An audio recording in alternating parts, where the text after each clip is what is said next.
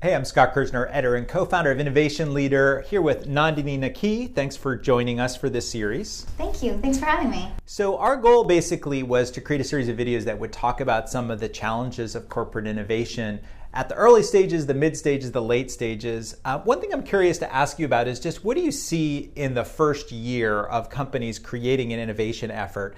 Sort of how do you define what some of the choices and challenges are at that stage? I think it's really, it's interesting, right? Because it's a cyclical process. You have this team that's kind of brought in, which is like given an imperative. We need to innovate, we need to do it now. And I think that there's a really strong tendency to not be interested in what happened before.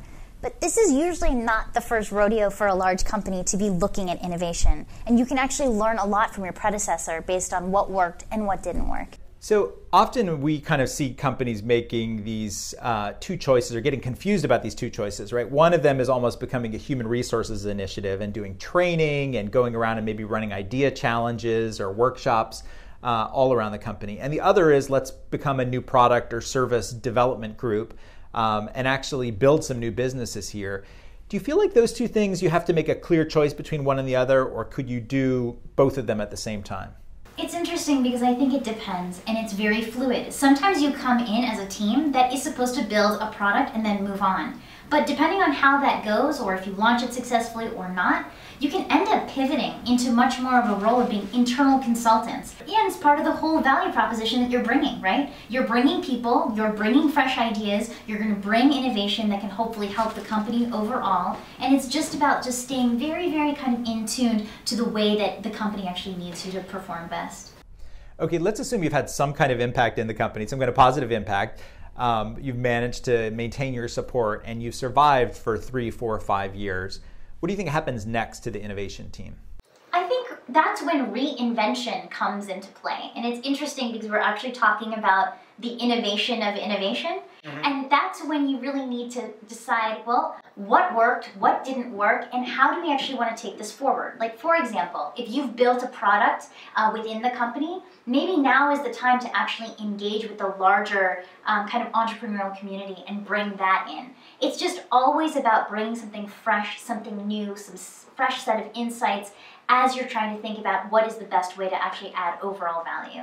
So some of the things you cover in this series of videos are metrics and KPIs, how you deal with people in legal and compliance who may not be the most passionate or excited about innovation, how to build relationships, kind of support from the executive champion and also other influencers. But like, what's one thing that we didn't get a chance to address in this series that you feel is important?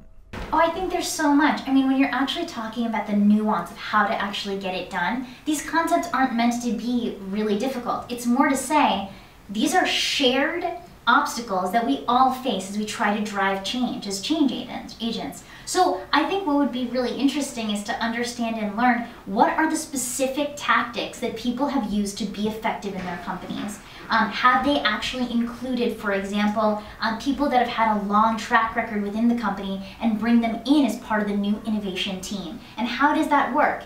So the team composition thing is interesting, right? Because a lot of times we see teams that are entirely new hires into the company, or more commonly, it's let's round up people inside the company who seem entrepreneurial or seem interested in innovation. But we don't often see like the hybrid inside-outside team with younger people and mid-career people, people with more technology skills and marketing skills. But that really does seem like it's an important issue. Absolutely. Thanks so much for joining us. I'm really looking forward to the videos in this series. And thank you for watching. You can find them all on innovationleader.com.